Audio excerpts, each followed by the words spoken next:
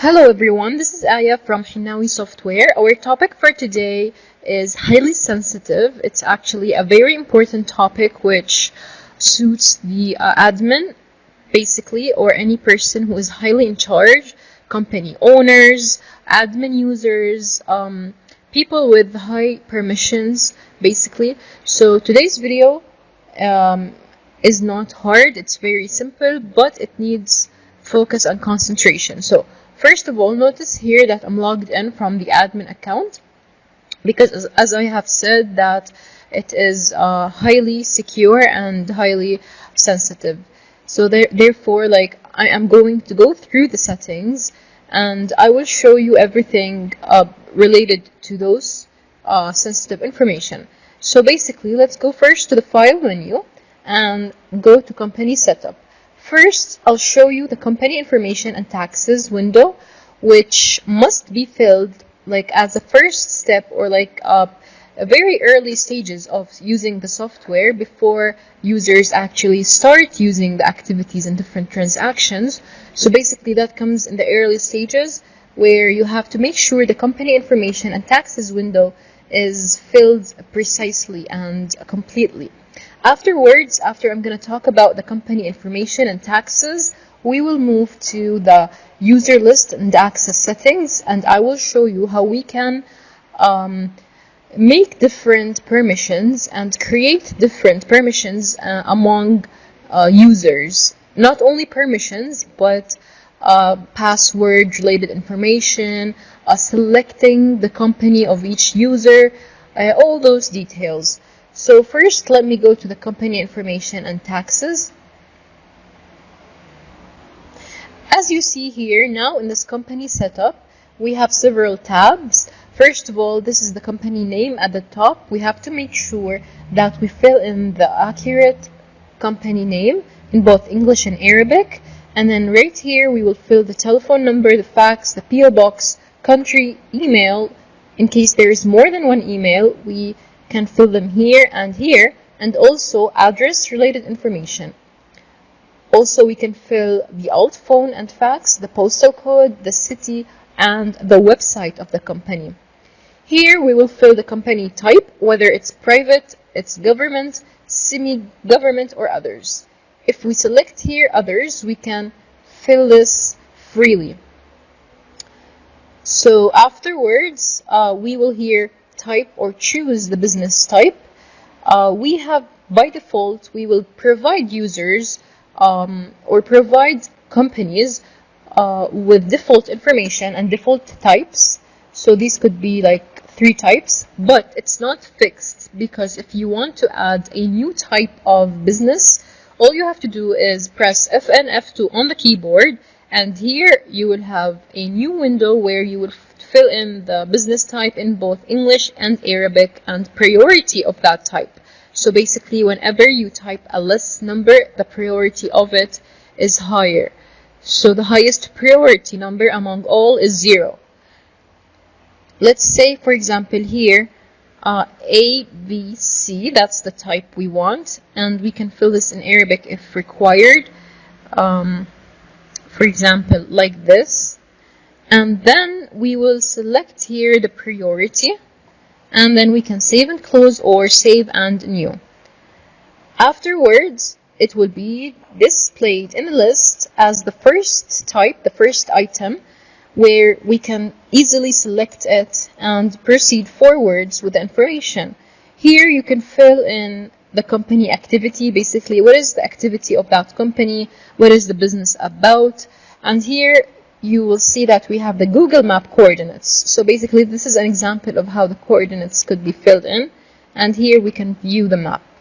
Basically the location of the logo is here because we can add here the logo of the company, but you have to be logged in from the admin account. Of course, we will be with you in this process where we log in with the admin account of Hinawi Software and through the server also. So we have to make sure it's logged in from the admin and from the server PC in order to take action and in order to proceed accurately with the logo among all PCs. So from here, we can fill in the logo of the company, where we click on this icon, and then we can select here whatever basically whatever logo we want as JPG, and it will be saved among all other users. So that's the first tab regarding the general tab. Next, we have the date and description. You have to be very precise in this data, because here you will fill in, you will choose the company's start business date, the month and the year. It can be entered manually at the time, but if employees are imported and some employees' date is older, then the software will change the effective date on the company according to the oldest employee which was hired. This means that you cannot choose a business date and then create an employee with an older business date. Okay, so you have to make sure this is done correctly. And here we will fill in or choose the month and the year of the first salary sheet start date. Same thing applies here. And the company's payroll depends on this date. So the payroll will read from the salary sheet date. And the closing date in QuickBooks is here. No user, even admin, can create entry or edit or void before this date. So you have to make sure that this date is correct. And as we know, since Hinawi Software is integrated with QuickBooks, so you have to make sure this date is correct. So this is the main thing regarding the date and the description. As I said, those are done in the early stages. Next, we have the VAT, which is the value-added tax. Some companies, according to the countries they're located in, use the value-added tax. So from here, we can check whether VAT is used or not, along with the effective date and the registration number of that VAT. And finally, we have additional logo here, where users can add more than one logo in case the company has more than one logo. So that's regarding the company setup. It's a very simple process with 4 tabs, which are very clear. Now let's move to the file menu as well, and then to the company setup. And from here, we will click on user list and access settings. As you can see here, this is the entire list of all users we have in the software, in the system registered on it. We have their usernames, whether active or inactive, when were they created, like the create date, and when was the last edit of the date, and their statuses, whether they are logged in or logged off. So as you see here, we have different buttons right here. The first one is we can hide inactive users. So hiding inactive users will not show us any inactive user in the software. As you see here, when I clicked on it again, it showed me those users who are inactive. But sometimes users are concerned about only active, so that's why it's recommended to be clicked. And then here we can set up password for HR user to access the HRMS settings and add or edit or delete the activities that are approved. We receive this question a lot actually. This question is very common between users because here sometimes, as I said, data is very sensitive, especially in the setups and the settings of the software. So we have selected and chosen that only the admin user is capable of accessing those kind of information. But some cases, like in some companies, HR user is actually considered as a person who can view these type of things, like a person who is permitted to view these kind of things.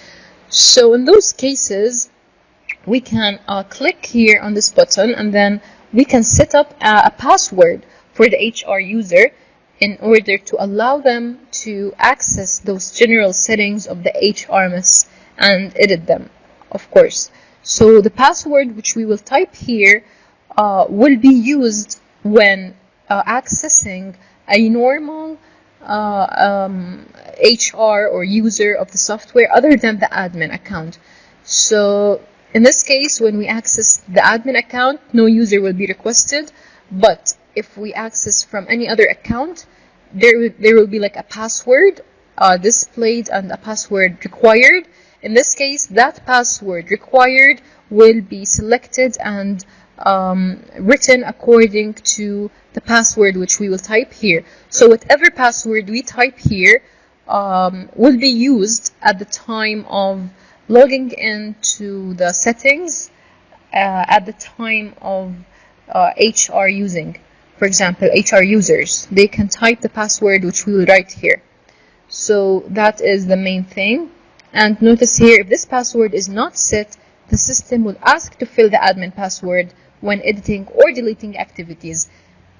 So yes, as I said, this is for security reasons that only the admin can access, and in case any other user wants to access that same settings, they will be required and requested to type in a password, which we are going to set here from here.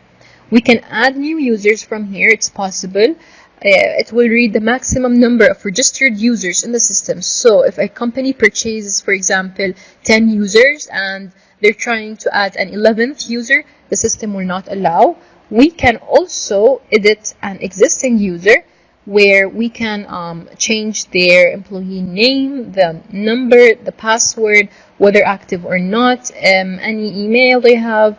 And if we have a multi-company or more, we can select which company they are currently working at in the system. So that's another feature which we have. The last thing we have here is the setup user permission. It's used to decide whether users are capable of viewing certain activities or not, certain features, certain menus. So basically all we have to do is from here, from the menu, we can either maximize or minimize those menus you see here, or the items, and then we can select whether they are capable, whether this specific user is capable of viewing that in the first place or not. So if we disable that from here, it will be disabled from the menu itself at the time of logging in from that user. In case we want to, like for the sake of time, we can copy an existing permission for any other users in case, for example, user 1, 3, and 4 have the same permissions. And we can export to Excel those lists and also print it and save it, of course. So that is the main thing regarding the file menu in company setup, regarding the company information and taxes, and also regarding the user list and access settings.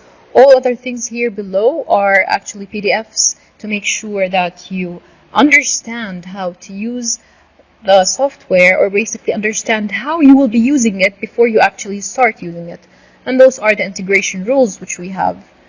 And here in the QuickBooks integration settings, you can choose whether specific types of, for example, vouchers or payments or transfers is automatic or not, or manual. So at the time of posting and updating to QuickBooks, it will read according to the setup which you select here, whether automatic or manual, for forms and for the lists.